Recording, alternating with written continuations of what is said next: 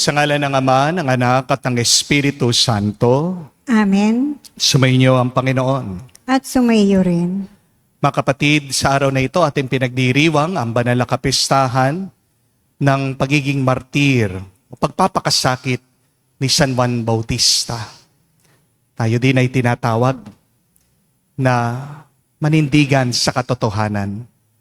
Kamukha ni San Juan kahit na ito'y masakit, mahirap, pero itong magiging daan ng kaligtasan ng ating mga kaluluwa. Sa mga pagkakataon na kung saan tayo nagsinungaling, mas ginusto pa natin ang hindi paglaban ng totoo. Kaya naman, nasaktan natin ang ating kaluluwa at tayo'y nakasakit sa iba. Hingin natin muli sa Diyos ang kanyang pagpapatawad para tayo'y makitang karapat dapat makatanggap sa mga banal na misteryo. Inaamin ko Sa mga pangyarihang Diyos at sa inyo, mga kapatid, na lubha akong nagkasala sa isip, sa salita, sa gawa, at sa aking pagkukulang. Kaya isinasamo ko sa mahal na Birheng Maria, sa lahat ng mga anghel at mga banal, at sa inyo, mga kapatid, na ako'y panalangin sa Panginoong ating Diyos. kaawaan tayo na makapangyarihang Diyos, patawarin tayo sa ating mga kasalanan, patnubayan tayo sa buhay na walang hanggan. Amen. Panginoon, kaawaan mo kami. Panginoon, kaawaan mo kami. Kristo, kaawaan mo kami. Kristo, kaawaan mo kami. Panginoon, kaawaan mo kami. Panginoon, kaawaan mo kami. Manalangin tayo. Ama naming makapangyarihan, niloob mo sa pagkasilang at pagkamatay ang iyong anak na pangunahan si San Juan Bautista, ang kanyang pagpapakasakit para sa matapat mong katotohanan at ang kanyang pagsisikap na sundin ang loob mong makatarungan ay amin nawang dibdibang panindigan sa pananalig sa iyong aral.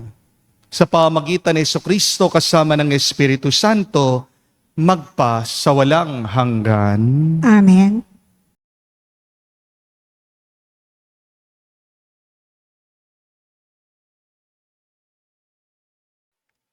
Pagbasa mula sa aklat ni Propeta Jeremias. Noong mga araw na iyon, sinabi sa akin ng Panginoon, magpakatatag ka, humayo ka, at sabihin mo sa kanila ang lahat ng iuutos ko. Huwag kang matatakot sa kanila ngayon. Pag hindi ka sumunod sa akin, lalo kang matatakot kung naroon ka na sa kalagitnaan nila. Pakinggan mong mabuti ito, Jeremias. Ang bawat isa sa lupaing ito, ang mga hari ng Huda, ang mga pinuno, ang mga saserdote, at ang buong bayan, ay sasalungat sa iyo. Ngunit gagawin kitang sintibay ng isang lungsod na naliligid ng mga muog, sintatag ng haliging bakal o pader na tanso. Hindi ka nila matatalo sapagkat ako ang mag-iingat sa iyo. Akong Panginoon ang nagsasabi nito. Ang salita ng Diyos. Salamat sa Diyos. Patuloy kong isasaysay ang dulot mong kaligtasan. Patuloy kong isasaysay ang dulot mong kaligtasan. Sa iyo lang, Panginoon, lubos akong nananalig. Huwag mo akong pabayaang mapahiya at malupig. Tulungan mo ako ngayon, yamang ikaw ay matuwid. Ako sana'y sagipin, sa daing ko ay makinig. Patuloy kong isasaysay ang dulot mong kaligtasan. Ikaw nawa ang muog ko at ligtas na kakanlungan, matatag na kublihan ko at matibay na sanggalang. Sa lahat ng masasama, O Diyos ko'y ipaglaban. Sa kuko ng mababagsik, huwag mo akong pabayaan. Patuloy kong isasaysay ang dulot mong kaligtasan. Panginoon, sa iyo ko inilagak ang pag-asa. Maliit pang bata ko, sa iyo'y may tiwala na. Sa simula at mula pa, wala akong inaasahang mag-iingat sa sarili, kundi tanging ikaw lamang. Kaya naman ikaw poon, pupurihin araw-araw. Patuloy kong isasaysay ang dulot mong kaligtasan. Pagkat ikaw ay dakila, patuloy kong isasaysay. Maghapon kong hihahayag ang dulot mong kaligtasan. Sa pulpa sa pagkabata, ako'y iyong tinuruan. Hanggang ngayoy sinasambit ang gawa mong hinangaan. Patuloy kong isasaysay ang dulot mong kaligtasan.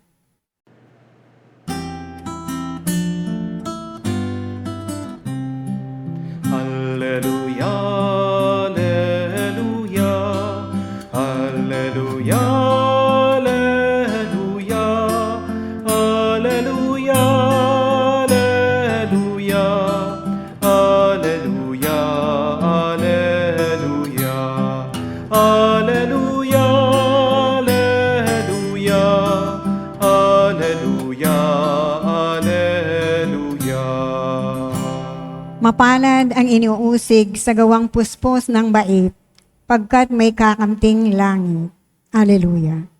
Sumainyo ang Panginoon. At sumayo rin. Ang mabuting balita ng Panginoon ay iyon kay San Marcos. Papuri sa iyo, Panginoon. Nung panong yun, si Herodes ang nagpahuli, nagpagapos at nagpabilanggo kay Juan dahil kay Herodias. Ang babaeng ito'y asawa ni Felipe na kapatid ni Herodes, ngunit kinakasama niya. Laging sinasabi sa kanya ni Juan, hindi matuwid na kunin ninyo ang asawa ng inyong kapatid. Kaya't si Herodias ay nagkimkim ng galit kay Juan. Hinagan niyang ipapatay ito. Ngunit hindi niya magawa sapagkat natatakot si Herodes kay Juan. Alam niyang ito'y taong matuwid at banal, kaya't pinagsasanggalang niya. Gustong-gusto niyang makinig kay Juan, bagamat labis siyang nababagabag sa mga sinasabi nito. Sa wakas ay nagkaroon ng pagkakataon si Herodias nang anyayahan ni Herodes sa kanyang kaarawan ang kanyang mga kagawad, mga pinuno ng hukbo at ang mga pangunahing mamamayan ng Galilea. Pumasok ang anak na babae ni Herodias at nagsayaw. Labis na nasiyahan si Herodes at ang mga panauhin. Kaya't sinabi ng hari sa dalaga, hingin mo sa akin ang anumang ibig mo at ibibigay ko sa iyo. At naisumpa pa niya na ibigay kahit ang kalahati ng kanyang kaharian kung ito ang kanyang hihilingin. Lumabas ang dalaga at tinanong ang kanyang ina, ano ang hihingin ko? Ang ulo ni Juan Bautista. Sagot ng ina. Dali-daling nagbalik ang dalaga sa kinaroroonan ng hari. Ang ibig ko po'y ibigay ninyo sa akin ngayon din. Sa isang pinggan, ang ulo ni Juan Bautista. Sabi niya, labis na nalungkot ang hari, ngunit dahil sa sumpa na narinig ng kanyang mga panauhin, hindi niya matanggihan ang dalaga. Kaagad niyang inutos sa isang bantay na dalhin sa kanya ang ulo ni Juan. Sumunod ang bantay at pinugutan si Juan sa bilangguan. Nilagay ang ulo sa isang pinggan at binigay sa dalaga. Binigay naman yon ng dalaga sa kanyang ina. Nang mabalitaan ito ng mga alagad ni Juan, kinuha nila ang kanyang bangkay at inilibing. Mga kapatid, ang mabuting balita ng ating Panginoon. Pinupuri ka namin, Panginoong Heso Kristo. Magandang araw po muli sa inyong lahat. Bakit ba natin sasabihin ang totoo? Bakit ba natin paglalaban ang katotohanan? Aminin natin, kung minsan ang pagsasabi mo ng totoo, ay masasaktan ka. Kung sino pa ang nagpapakatotoo, madalas silang kinamumuhian. At kung sinong naninindigan sa katotohanan, sila pa ang pinahihirapan. Amen?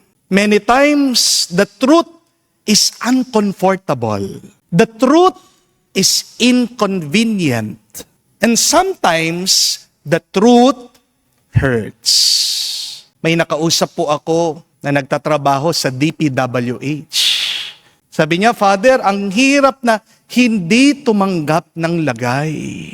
Kasi kapag hindi ka sumunod sa kalakaran, ikaw pa ang pag-iinitan. At kapag hindi ka sumunod sa tradisyon, ikaw ang mawawala ng posisyon. Nung minsan daw po, tumanggi siya na tumanggap ng lagay sa isang kontraktor. Nabalitaan na mga kasama niya. At sa pampinagsabihan, plastic daw siya. Dapat daw magpakatotoo siya. Ganun pala. Ang gumagawa ng mali, siya palang totoo ngayon.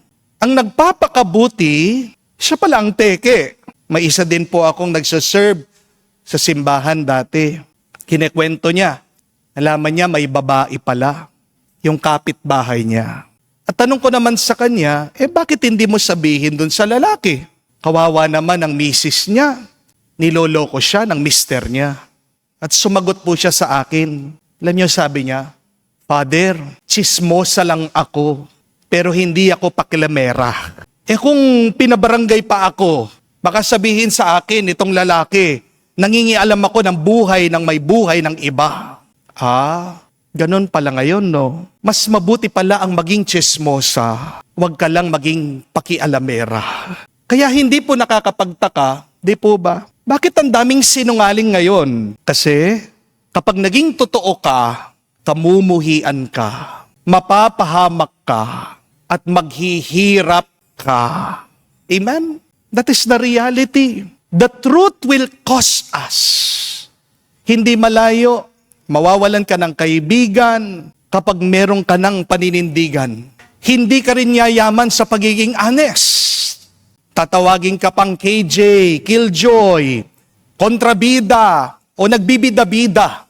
Para saan pa ang pagiging totoo? Kung ang kapalit naman nito ay buhay at kabuhayan mo. Yes, you may lose your comfort for fighting for the truth, but you will still keep your soul. Maaring busog ang iyong katawan dahil sa iyong pagsisinungaling, pero gutom naman ang iyong kaluluwa dahil hindi ka totoo. Amen?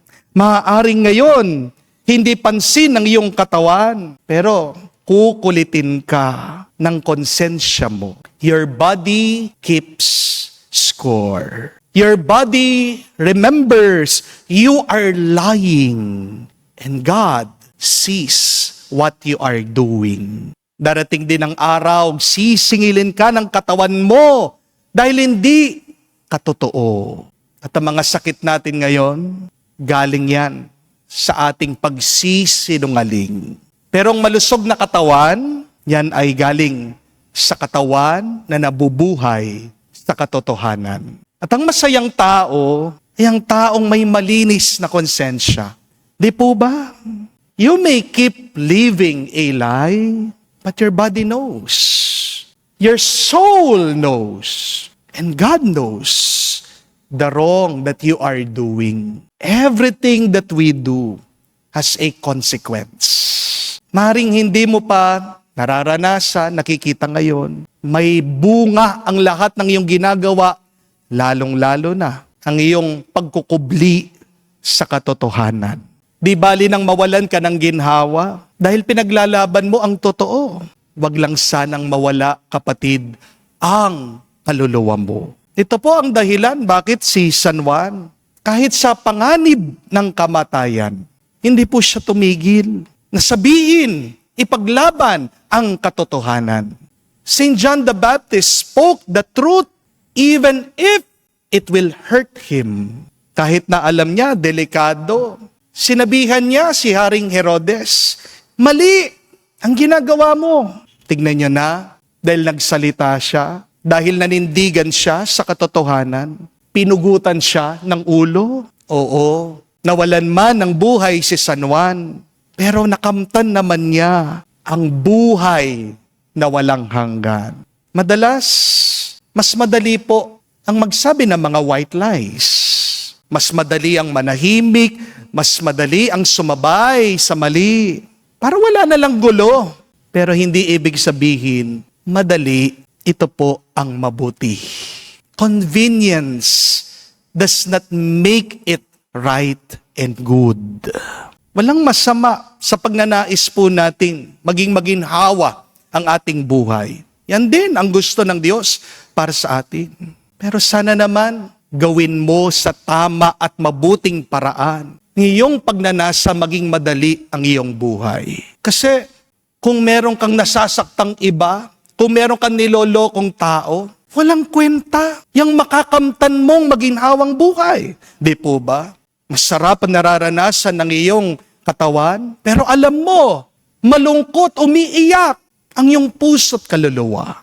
Talaga bang masaya ka? Baka makalimutan po natin kung walang magsasalita sa mali na nangyayari. Sino pang tatayo para sa tama? Baka makalimutan po natin. Kaya nagpapatuloy ang kasamaan kasi ang daming tahimik na mabubuting tao at walang naninindigan. As the saying goes, evil flourish when good men do nothing. Mga kapatid, huwag kayong matatakot na sabihin nyo ang totoo. Telling the truth is not about being rude. Nagsalita si San Juan laban kay Herodes, hindi para ipahiya siya, pero tinatawag siya na bumalik sa Diyos. Truth without love becomes arrogance. But truth with love is compassion. Kaya, huwag ka naman sanang agad magagalit kung merong nagsasabi sa mga mali na ginagawa mo. Minsan, yan ang tampo ng mga bata sa kanilang mga magulang. Ayaw silang pinagsasabihan.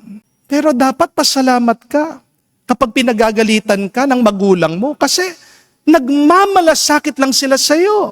Meron pa bang ibang tao na gagawa niyan? Wala, di ba? Pag nagkakamali ka, hindi ka papansin ng iba. Pag meron kang masamang ginagawa, hahayaan ka nila. Kasi gusto nila na bumagsak ka at silang umangat. Mga bata, sana makita nyo yung pagsesermo ng inyong mga magulang sa inyo ay tanda na kanilang pag-ibig at pagmamahal sa inyo. Ganyan din po sa inyong mga mag-asawa. Kapag pinagsasabihan ka ng asawa mo sa masamang ugali mo, makinig ka. Huwag ka agad sasagot. Huwag ka agad makikipag-argue. Huwag ka agad magtatanim ng sakit ng loob sa kanya. Kasi wala naman ibang magtutuwid sa iyong pagkakamali kung hindi ang asawa mo. When somebody is telling your faults, your flaws, do not be quick to judge and say, they are humiliating you. No. Learn to distinguish criticism from disrespect. Alam naman natin, yung talagang concern sa atin Ramdam natin yan. Pero nabubulag lang tayo dahil sa ating ego, dahil sa ating galit. Kung totoo naman yung sinasabi ng ibang tao tungkol sa ugali mo, tanggapin mo, improve mo ang iyong sarili. Kung hindi naman talaga totoo yung kanilang sinasabi, huwag mong pansinin. Pagpatuloy mo lang yung iyong buhay. Pagpatuloy mo lang na maging masaya ka, na tapat ka. At kung hindi ka sigurado kung tama nga at totoo yung kanilang sinasabi, magdasal ka. Humingi ka ng kalinawan galing sa Banal Espiritu. Kung hindi ka sigurado na tama nga yung sinasabi nila tungkol sa iyo, magdasal ka, pagdasal mo ang mga taong yan. Amen? We must keep an open mind and an open heart always if we want to grow as a person. Mga kapatid, kailangan handa tayo palagi natanggapin ang katotohanan kahit na ito'y masakit. Because remember, only the truth leads to freedom. Lies may give you temporary peace, pero ang katotohanan lang ang tunay na magpapalaya sa'yo. Yan nga po sabi ni Jesus, di po ba? The truth will set you free. Sooner or later, your lie will catch up to you. Kahit na paulit-ulit mong sabihin yung kasinungalingan na yan, hindi yan magiging katotohanan. Kahit na pinaniniwalaan mo ang kasinungalingan yan, kasinungalingan pa rin yan. At kahit na marami ang naniniwala sa kasinungalingan, mali pa rin yan. Nothing is hidden that shall not be revealed. The truth will be exposed in God's time. Mga kapatid, huwag kayong magdalawang isip, sabihin mo ang totoo. Lalong-lalo na kung malinaw naman sa'yo ang layunin mo. Speak the truth with love, and everything will be put into order. Everything will become good and beautiful. Because remember this, when you speak the truth, you will become the voice of Christ Himself. Oo, masakit sabihin ang totoo, pero hayaan mo lang ang sakit na yan. Kasi maghihilom din yan. Bubuti din yan. At lalakas ka mula dyan. If the truth hurts, let it hurt. Because wounds heal, but lies destroy.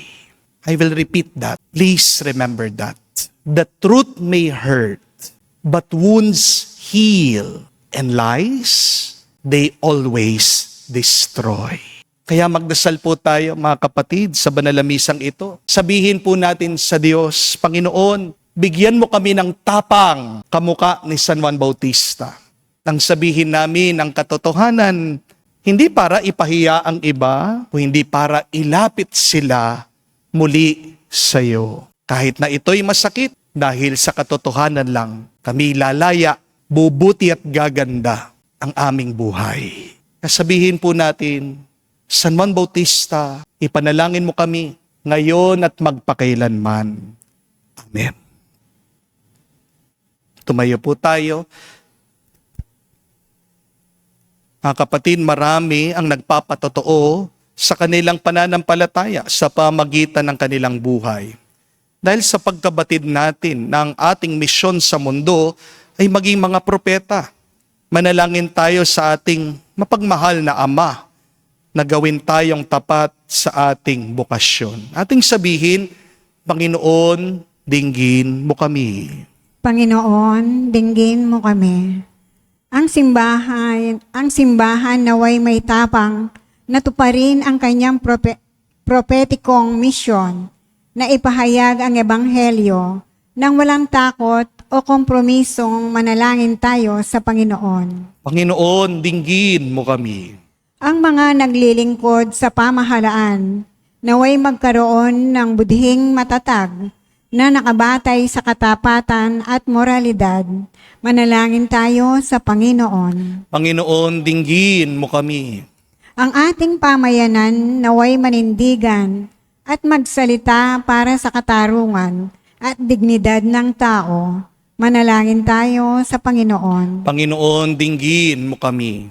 Sa katahimikan po ng ating puso, banggitin natin, sabihin natin sa Diyos ang ating mga personal na pangangailangan. Diyos naming makapangyarihan, pinagpala mo kami ng pangaral at halimbawa ni San Juan Bautista. May alay nawa namin ng aming buhay sa paglilingkod sa iyo sa pamagitan ng aming pangangaral at buhay. Hinihiling namin ito sa pamagitan ni Kristo na aming Panginoon. Amen.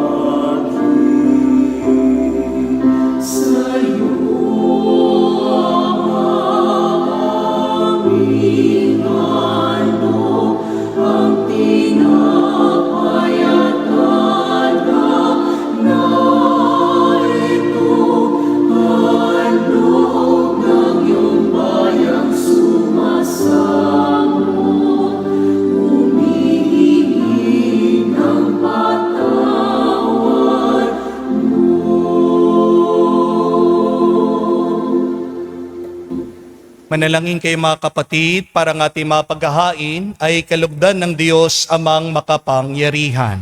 Tanggapin nawa ng Panginoon itong paghahain sa iyong mga kamay, sa kapurihan niya at karangalan, sa ating kapakinabangan at sa buong sambayanan niyang banal. Ama naming lumikha, sa aming paghahain ngayon ng mga alay, pinagkaloob mo ang tuwid na landas na pinangangaral ni San Juan sa ilang.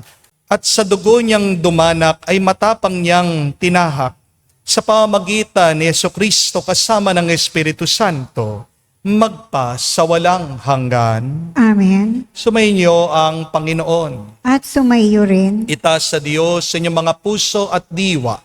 itinaas na namin sa Panginoon. Pasalamatan natin ang Panginoong ating Diyos. Marapat na siya ay pasalamatan. Ama naming makapangyarihan, tunay nga marapat ikaw ang aming pasalamatan sa pamagitan ni Jesucristo na aming Panginoon. Dinadakila namin ang pagtatalaga sa pinili mong sa Kanya'y manguna at ang tagapagbinyag na si San Juan Bautista. Sa lahat ng sinilang siya iyong tinanggi, sa lahat ng mga sinilang siya iyong tinangi, at sa ligaya ng marami siya'y naging sanhi. Bago pa siya iluwal, kanya nang kinagalak ang pagdating ng tagapagligtas ng lahat. Sa tanang propeta'y siya'y ang nagpahayag na naririto ang kordero sa lahat magliligtas. Siya pa rin ang tagapagbinyag na gumanap at nagpabanal sa tubig at nagutos magbinyag, na tapat niyang pinanindigan kahit dugo niya'y dumanak. Kaya kaisa na mga anghel nagsisiawit ng papuri sa iyo. Nang walang humpay sa kalangitan kami nagbubunyi sa iyong kadakilaan.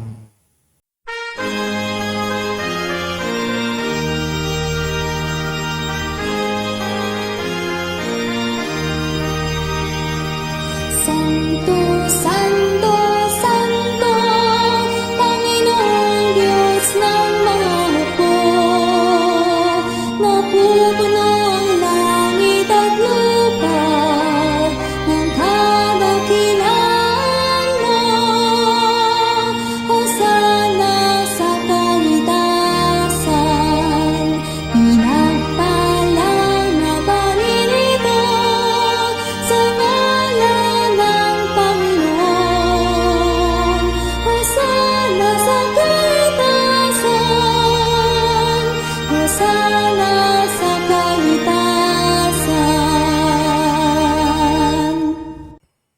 Ama naming banal, ikaw ang bukal ng tanang kabanalan.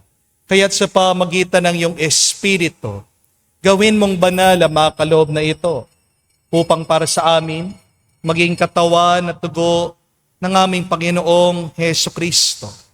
Bago niya pinagtiis ang kusang loob na maging handog, hinawakan niyang tinapay, pinasalamatan kanya, pinaghati-hati niya yon, inabot sa kanya malagad at sinabi, tanggapin ninyong lahat ito at kanin. Ito ang aking katawan na ihahandog para sa inyo.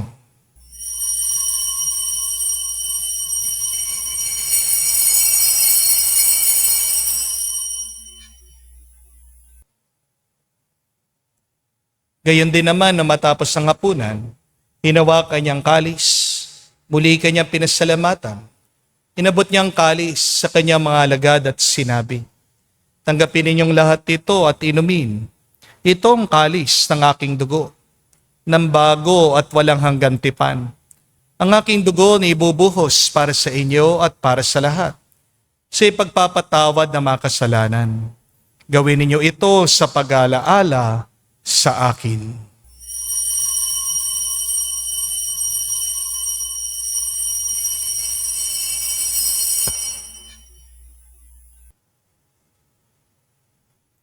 Ang misteryo ng pananampalataya.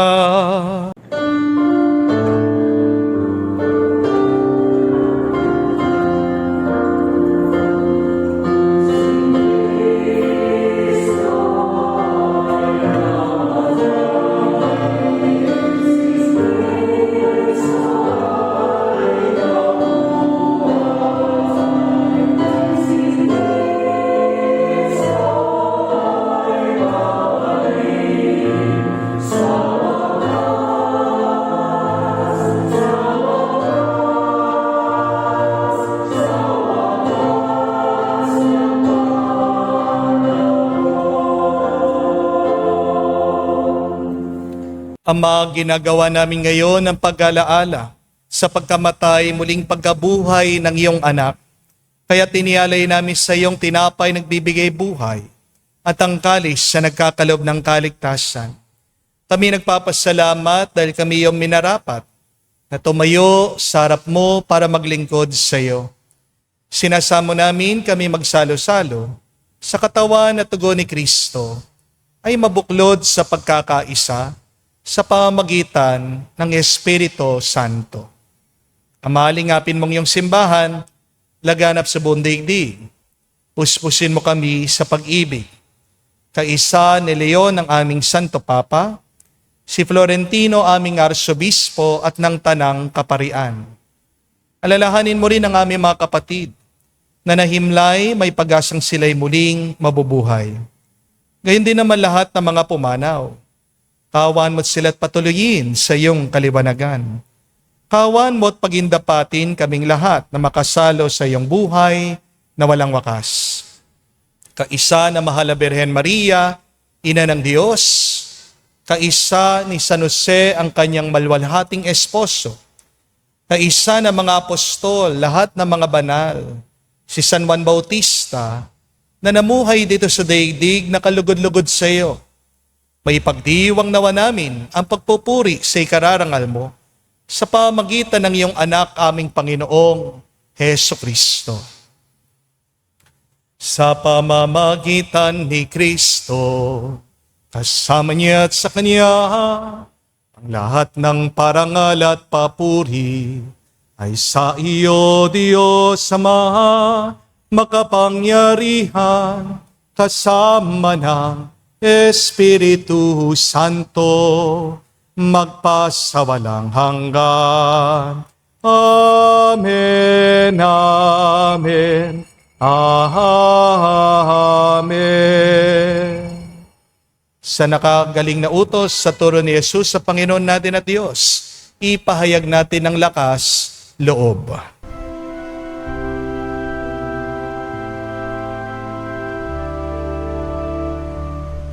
Ama namin, sumasalangit ka, sambahin ang ngalan mo, mapasa amin ang kaharian mo, sundin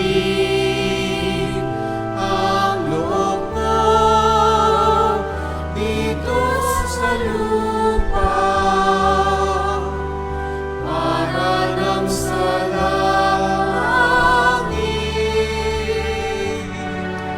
Bigyan mo kami ngayon ng aming kakanin sa araw-araw at patawarin mo kami sa aming mga sala para ng pagpapatawad namin sa nagkakasala sa amin. At huwag mo kami ipahintulot sa tukso at iadya mo kami sa lahat ng masama. Hinihiling namin kami adya sa lahat na masama, pagkalooban ng kapayapaan araw-araw, ligtas sa kasalanan, ilayo sa lahat ng kapahamakan, samantalang aming pinanabikan ang dakilang araw ng pagpapahayag ng tagapagligtas naming si Heso Kristo. Sapagkat iyo ang kaharian at ang kapangyarihan at ang kapurihan magpakailanman. Amen. Panginoong Heso Kristo, sinabi mo sa mga apostol, kapayapaan ang iniwan ko sa inyo. Ang aking kapayapaan binibigay ko sa inyo. Tunghayan mo ang aming pananampalataya at huwag ang aming pagkakasala. Pagkalooban mo kami ng kapayapaan at pagkakaisa ayon sa iyong kalooban. Kasama ng Espiritu Santo, magpa sa walang hanggan. Amen. Kapayapaan ng Panginoon ay laging sumainyo. At sumaiyo rin. Magbigayan po tayo ng kapayapaan sa bawat isa. Peace with you po. Kapayapaan po sa inyong lahat.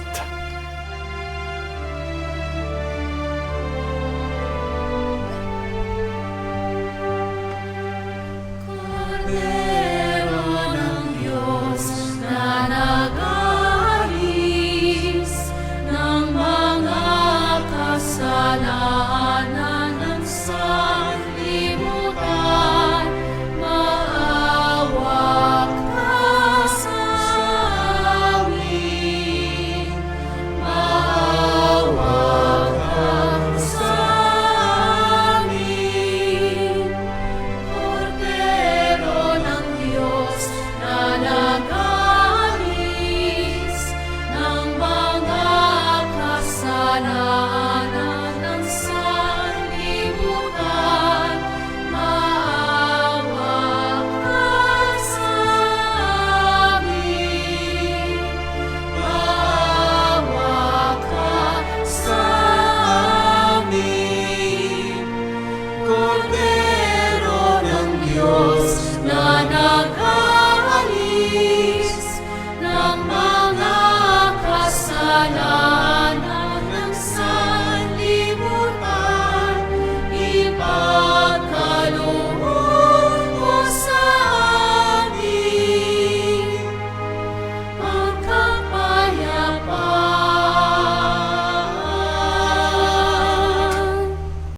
Mga kapatid, naririto ang ating Panginoong Jesucristo, ang Kordero ng Diyos. Siya nag-aalis sa mga kasalanan ng sanlibutan. Mapalad tayong lumalapit sa piging ng Kordero. Panginoon, hindi ako karapat-dapat na magpatuloy sa iyo, ngunit sa isang salita mo lamang ay gagaling na ako.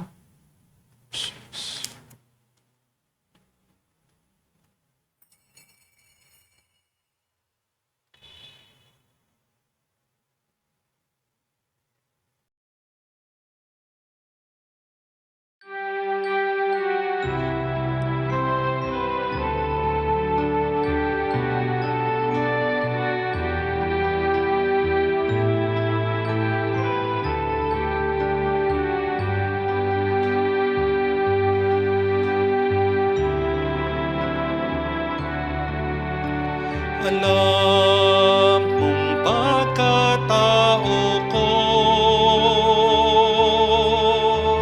wala akong matatago. Alam mong aking isipan, alam mo ang lahat ng ginagawa ko, O Diyos. Gabayan mo ko, Diyos, sa buhay na ito. Ilapit mo ako sa pagmamahal mo. Dalhin mo ko, Panginoon, sa kalangitan. Buhay kasama mo.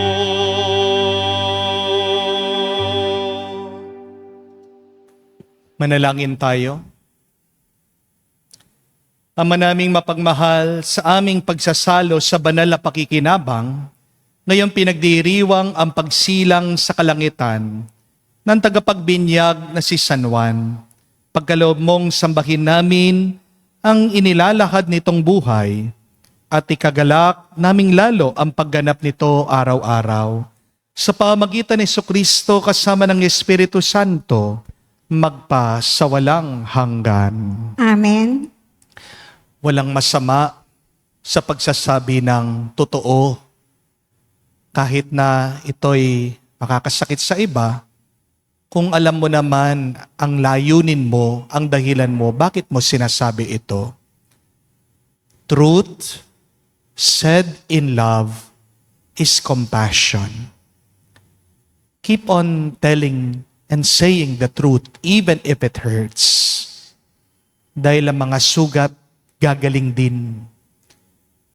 Pero ang pagsisinungaling ay lalong makakasugat at makakapanira. Huwag kang magdalawang isip. Sabihin mo ang totoo, lalong-lalo na sa iyong mga minamahal. Di bali na mawalan ka ng ginhawa, huwag ka lang mawalan ng iyong kaluluwa. Anong kailangan mong sabihin na totoo sa iyong mga minamahal? Please, say it with love. As I have said a lot of times, all truth is good, but not all truth is good to say. Ibig sabihin, kung magsasalita ka sa mabuti, wag naman yung inagagalitan mo. Sabihin mo sa mabuting paraan. Kahit na paulit-ulit, wag kang titigil. Dahil kapag tumigil ka sa pagsasalita, pagsasabi ng totoo at tama, diyan nagpapatuloy at lumalaganap ang masama. Sumainyo ang Panginoon.